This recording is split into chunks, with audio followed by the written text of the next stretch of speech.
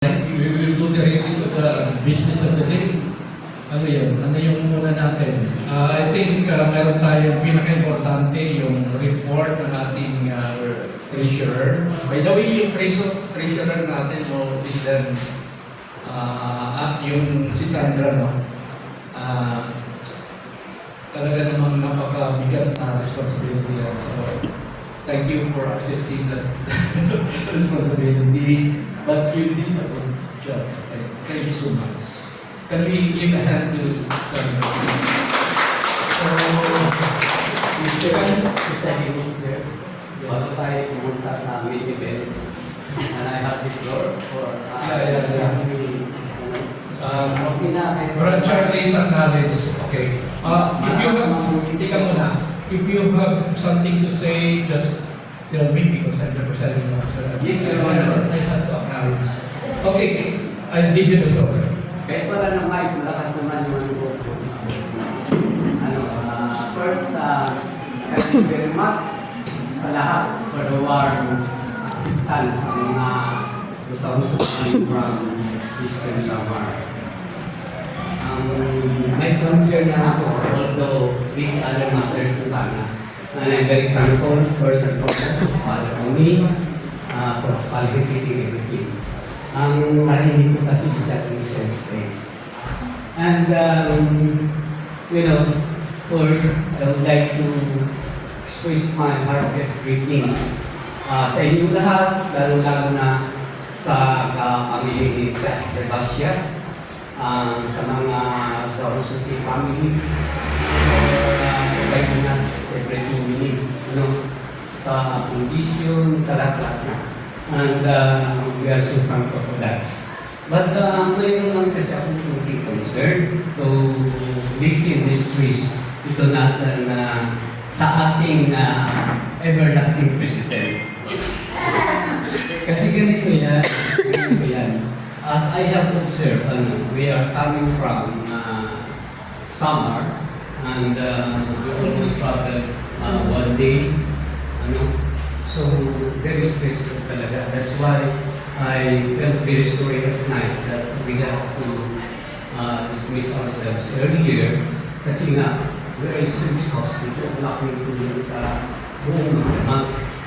Although we wanted to be with you, we wanted to dance, but physically hindi na kaya.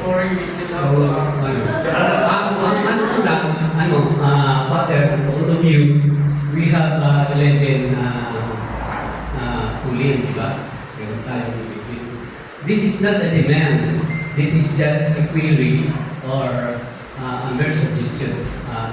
Anyway, this is a once na tayo out of the 11 families, Father Oni, can we have or meron ba tayong pwede ma-allocate na yuta dito na pwede namin gawan ng structure pwede namin gawa ng building for our. I'm talking about the future. I am very grateful that the family is providing us everything.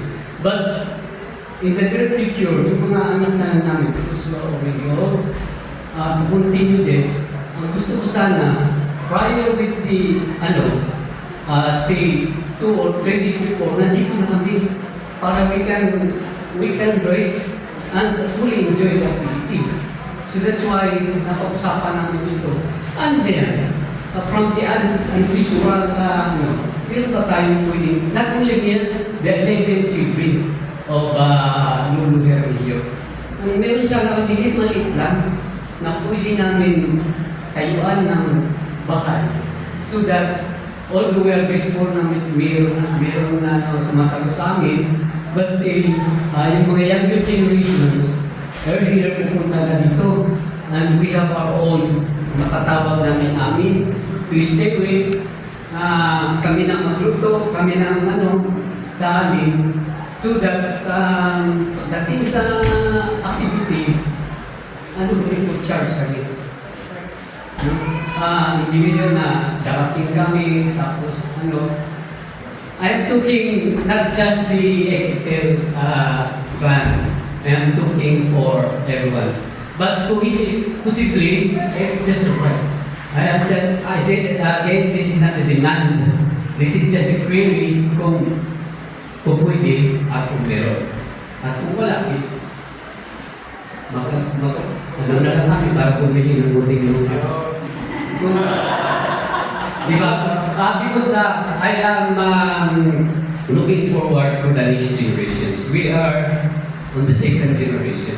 I think I'm the youngest, but I'm going to be senior this year. So, with the new generation, sila na magpapatuloy ito. And I am looking forward for that time na they will handle the Rosaruso family na okay lang para sa pamilya. Thank you very much.